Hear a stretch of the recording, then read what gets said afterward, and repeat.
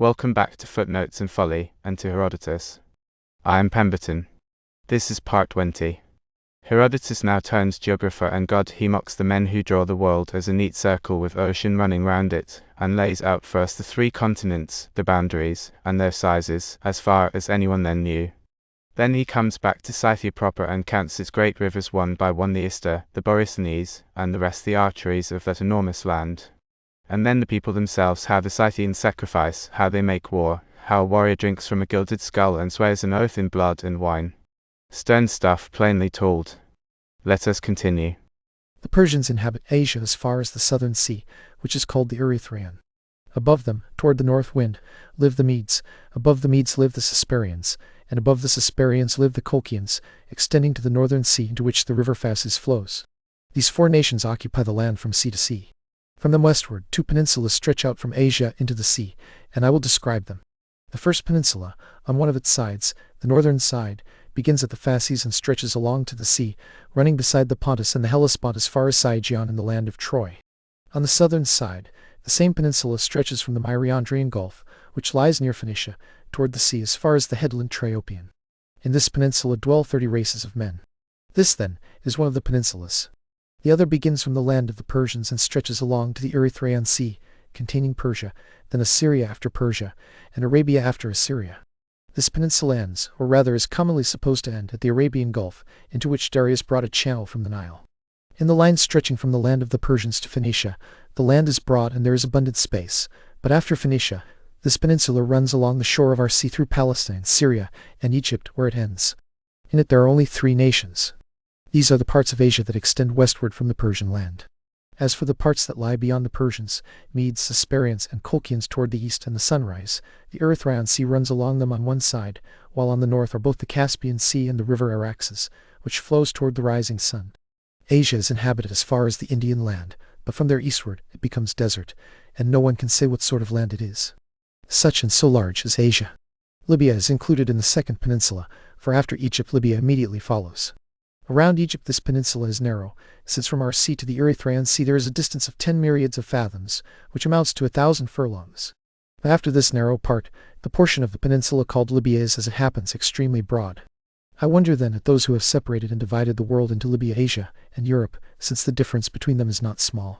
In length Europe stretches alongside both the others, while in breadth it is clear to me that it is beyond comparison larger. Libya gives proof about itself that it is surrounded by sea, except for the part that borders Asia, and this fact was first shown by Nikos, king of the Egyptians, of all those about whom we have knowledge. When he had stopped digging the channel that runs from the Nile to the Arabian Gulf, he sent Phoenicians with ships and ordered them to sail away and return through the Pillars of Heracles to the northern sea, and so back to Egypt. The Phoenicians set out from the Erythraean Sea and sailed through the southern sea. Whenever autumn came, they would put into shore, so the land wherever in Libya they happened to be while sailing, and wait for the harvest. After reaping the grain, they would sail on again. Thus, after 2 years had passed, in the 3rd year, they turned through the Pillars of Heracles and arrived back in Egypt. They reported something that I cannot believe, though another man may, that while sailing around Libya, they had the sun on their right hand. In this way, Libya was first known for what it is. After this, the Carthaginians are the ones who report about it. As for Sadusps, son of Thespes the Achaemenid, he did not sail around Libya, though he was sent for that very purpose. He was frightened by the length of the voyage and the desolate nature of the land, so he turned back and did not accomplish the task his mother had imposed on him. This man had violated a daughter of Sapphirus son of Megabizos, who was a virgin, and when he was about to be impaled by order of King Xerxes for this offense, the mother of Sadusps, who was a sister of Darius, begged for his life. She said that she herself would impose on him a greater penalty than Xerxes would, for he should be compelled to sail around Libya until, in sailing around it, he came to the Arabian Gulf. Xerxes agreed to these terms. So Sadusps went to Egypt, obtained a ship and sailors from the Egyptians, and sailed to the Pillars of Heracles. After passing through them and rounding the point of Libya called the promontory of Solowes, he sailed on toward the south. Then, after he had crossed much sea over many months, since more and more sailing was continually required, he turned about and sailed back again to Egypt. From there Sadusps came into the presence of King Xerxes and reported that at the farthest point he reached he was sailing past a dwarfish people, who wore clothing made from the palm tree. Whenever his crew brought their ship to land, these people left their towns and fled to the mountains. He said that his men did no harm when they entered the towns, but only took food from them. The reason he had not completely sailed around Libya, he said, was that the ship could not advance any farther, but stuck fast. Xerxes, however, did not believe he was telling the truth, and since Sadists had not performed the appointed task, Xerxes impaled him, inflicting the penalty that had previously been pronounced. A eunuch belonging to the Sadists ran away to Samos as soon as he heard that his master was dead, carrying large sums of money with him. A man of Samos took possession of this money. I know his name, but I purposely pass it over without mentioning it. The greater part of Asia was explored by Darius. He wished to know about the river Indus, which is the second river in the whole world of all rivers to produce crocodiles, and he wanted to know where this river runs out into the sea. So he sent ships, with men whom he trusted to speak the truth, including Scylax, a man of Carianda. These men started from the city of Kaspateros in the land of Pactic, and sailed down the river toward the east and the sunrise to the sea. Then, sailing over the sea westward, they came in the 30th month to the same place from which the king of the Egyptians had sent out the Phoenicians, whom I mentioned before, to sail around Libya. After they had made this voyage around the coast, Darius both subdued the Indians and made use of the sea. Thus Asia also, except for the parts of it toward the rising sun, has been found to be similar to Libya. As for Europe, however, it is clearly not known by anyone, either in the parts toward the rising sun or in those toward the north, whether it is surrounded by sea. But in length it is known to stretch alongside both the other divisions. I cannot understand why the earth, which is one, has been given 3 different names derived from women, nor why the river Nile of Egypt and the Phasis and Colchis were set as boundaries to divide it, or, as some say, the Maeotian river Tanais and the Cimmerian ferry. Nor can I learn who the people were who made the boundaries, or why they gave the names. Most Hellenes say that Libya received its name from Libya, a woman of that country, and Asia from the wife of Prometheus. But the Lydians claim this last name, saying that Asia was named after Asius, son of Cotys, son of Manes, and not after Asia, the wife of Prometheus. From him, they say, the Asian tribe in Sardis also takes its name. As for Europe, no man knows whether it is surrounded by sea, nor does it appear where it got this name, or who gave it, unless we say that the land received its name from Europa the Tyrian. If so, it would seem that before this it was nameless like the rest. Yet she plainly belongs to Asia, and she did not come to the land now called Europe by the Hellenes, but only from Phoenicia to Crete, and from Crete to Lycia. Let this be enough about these matters for now, for we will use the accounts that are commonly accepted. Now the region of the Euxine, against which Darius was preparing to march, contains, apart from the Scythian race, the most ignorant nations of all lands.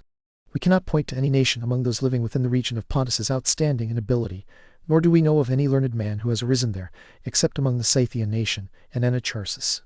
The Scythian race has discovered, more cleverly than any other people we know, one thing that is the most important of all human matters, but in other respects I do not admire them greatly. The most important thing they have discovered is this: no one who comes to attack them can escape again, and if they do not wish to be found, it is impossible to catch them. They have no founded cities and no built walls. They all carry their houses with them, are mounted archers, live not by plowing but by cattle, and have their dwellings on wagons. For this reason they are surely invincible and impossible to approach. They have discovered this because their land is suited to it, and at the same time the rivers are their allies. First, the land is plain, grassy, and well-watered, and then rivers flow through it in number not much less than the channels in Egypt. I will name those that are noteworthy and can also be navigated from the sea. The Ister with 5 mouths, after it the Tyros, Hypanes, Borysthenes, Pentacapes, Kypakiris, Geros, and Tanais. These rivers flow as I shall now describe. The Ister, which is the greatest of all rivers known to us, always flows with the same volume in summer and winter alike. It is the first of the Scythian rivers toward the west, and it has become the greatest of all rivers because other rivers flow into it. These are the rivers that make it great. 5 of them flow through the Scythian land. The one the Scythians call Parata and the Hellenes call Pyritos, and besides this the Tyrantos, Ereros, Neperis, and Ordessos. The first of these is a great river lying toward the east, and there it joins its waters with the Ister. The second, the Tyrantos, lies farther west and is smaller. The Ereros, Neperis, and Ordessos flow into the Ister between these two. These are the native Scythian rivers that join and swell its stream. From the Agathioceans flows the Maris, which joins the Ister, and from the summits of Hamos flow 3 other great rivers toward the north wind and fall into it, namely Atlas, Oras, and Tibaces. Through Thrace and the Thracian Kerbysians flow the rivers Athres, Nos, and Artanes, running into the Ister. From the Paeonians and Mount Rhodope the river Chios cuts through the middle of Hamos and also runs into it. From the Illyrians the river Angros flows northward and runs out into the Tribalian plain and into the river Brongos, and the Brongos flows into the Ister. Thus the Ister receives both these great rivers. From the region above the Ombricans, the river Carpes and another river, the Alpes, also flow toward the north wind and run into it. For the Ister in fact flows through the whole of Europe, beginning in the land of the Keltoi, who after the Cynesians live farthest toward the sunset of all the peoples of Europe, and thus, flowing through all Europe, it falls into the sea beside Scythia. Because these rivers that have been named, and many others besides, join their waters together, the Ister becomes the greatest of rivers.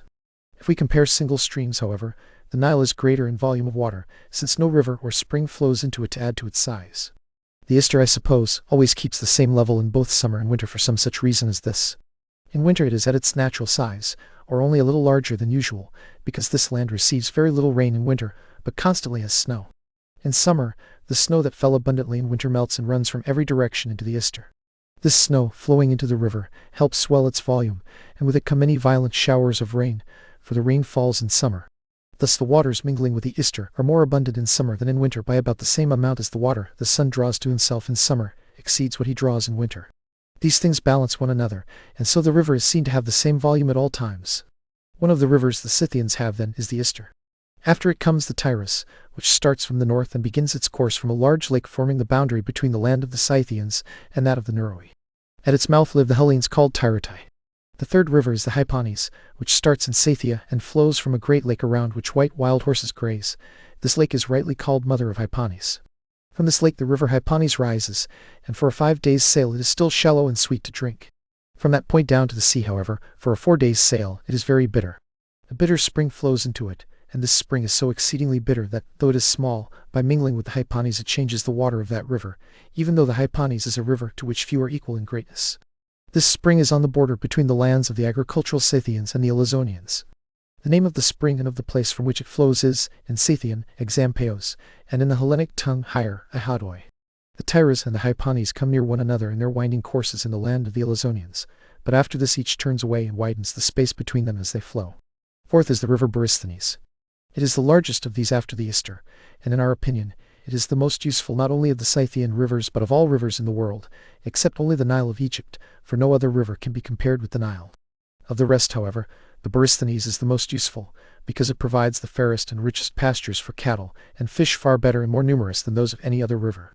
Its water is also the sweetest to drink, and it flows with a clear stream, while the other rivers beside it are muddy.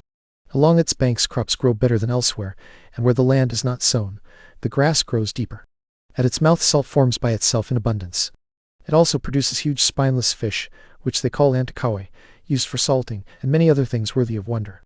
As far as the region of the Gerians, which is a voyage of 40 days, the Borysthenes is known to flow from the north wind, but above this no one can say through what nations it runs.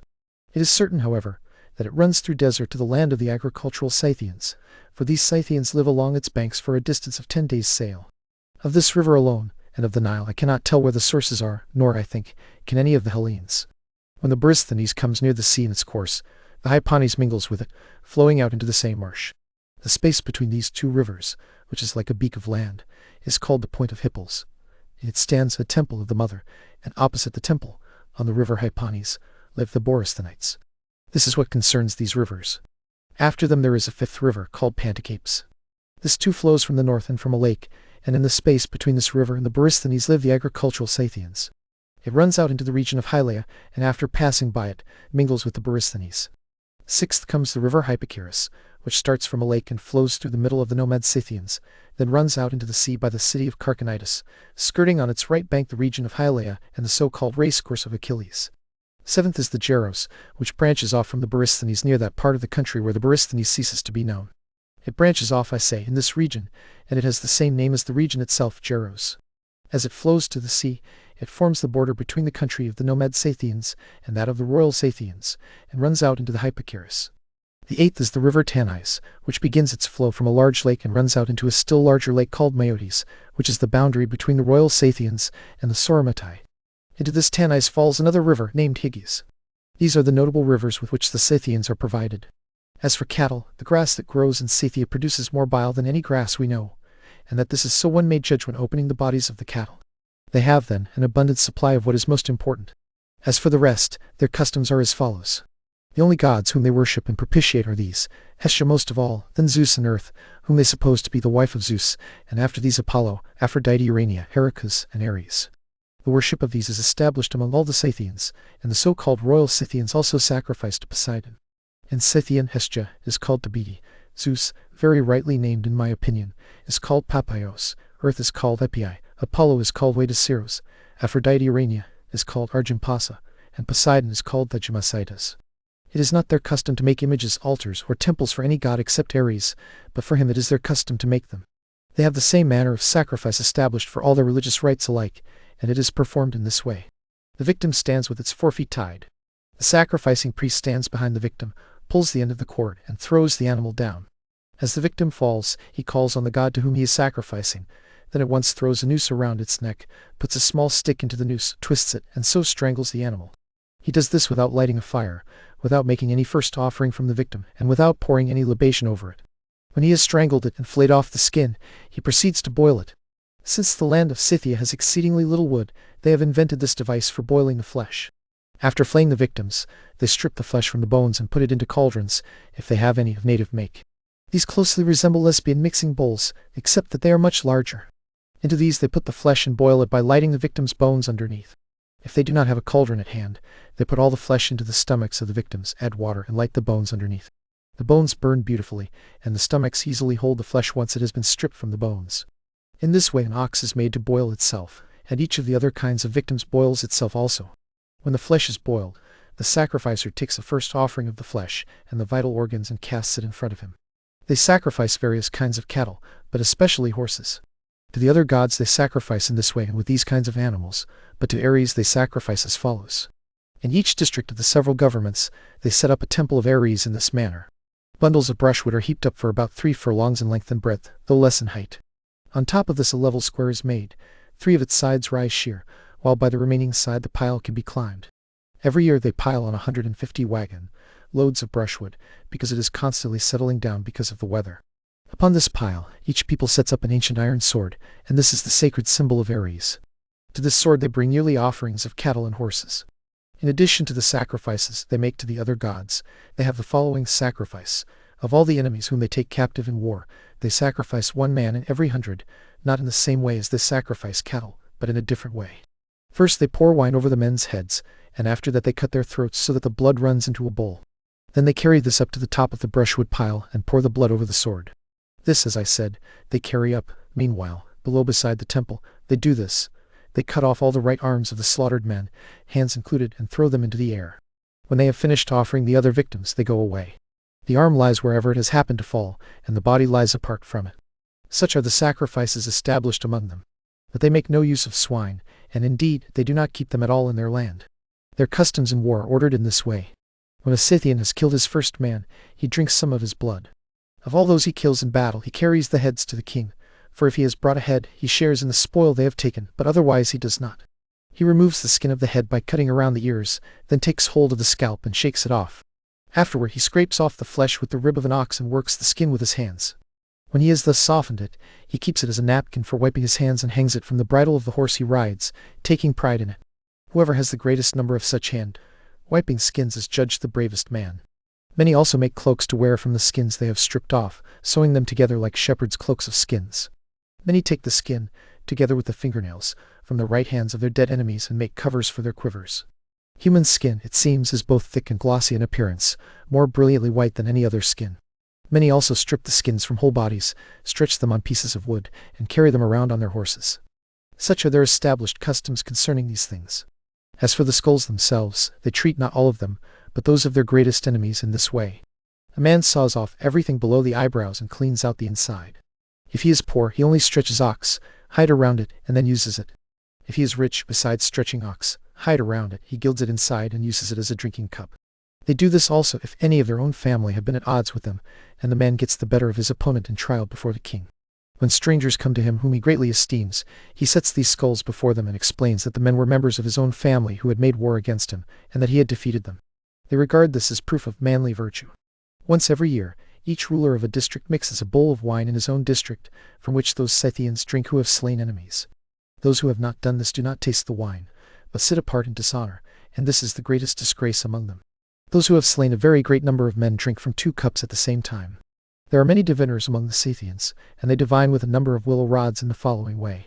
They bring large bundles of rods, lay them on the ground, unroll them, and set each rod apart by itself.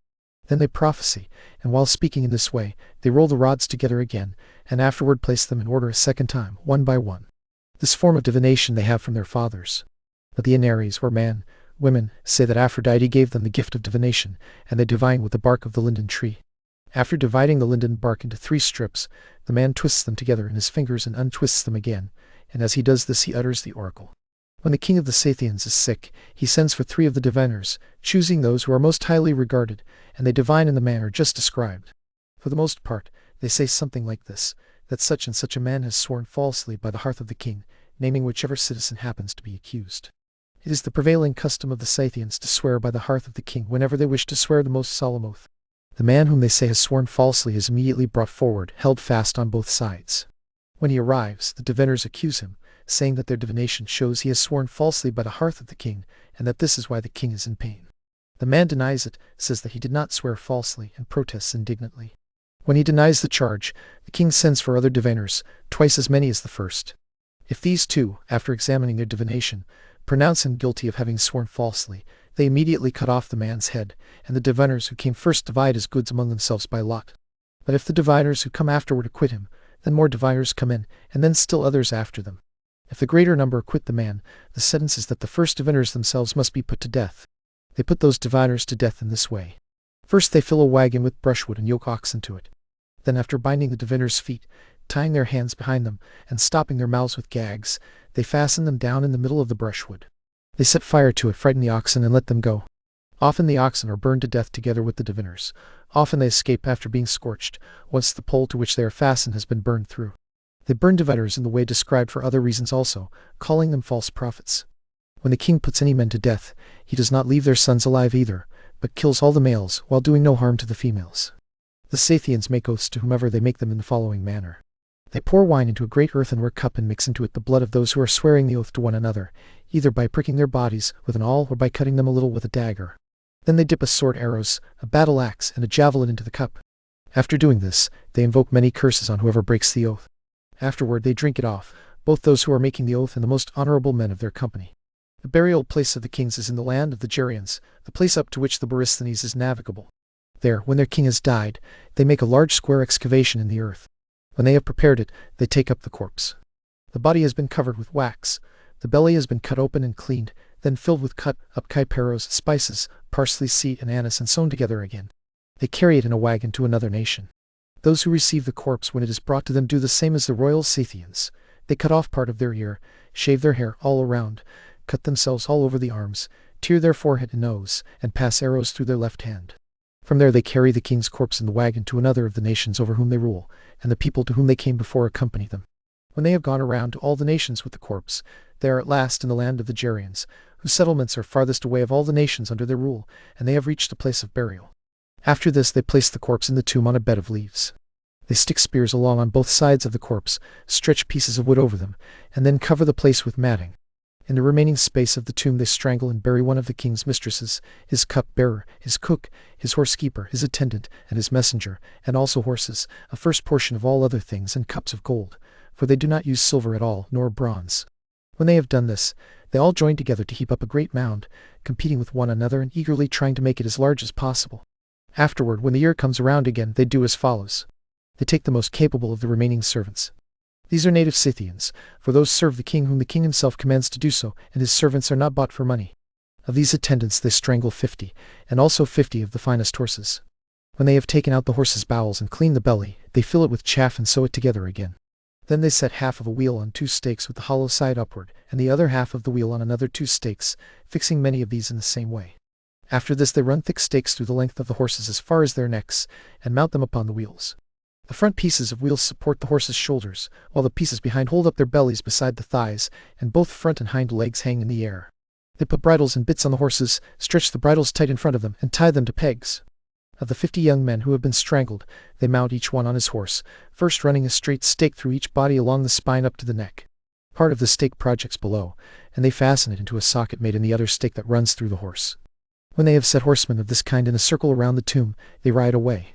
And we will halt there, among the Soothsayers and the blood oaths and the royal Scythian dead. Next time, in part 21, 2 Scythians who dared to love Greek ways are destroyed for it. Darius at last sets his vast army in motion, ridges the very sea, and marches north, leaving the Greek tyrants of Ionia to guard the one bridge that is his only road home. Mind the footnotes, and beware the folly.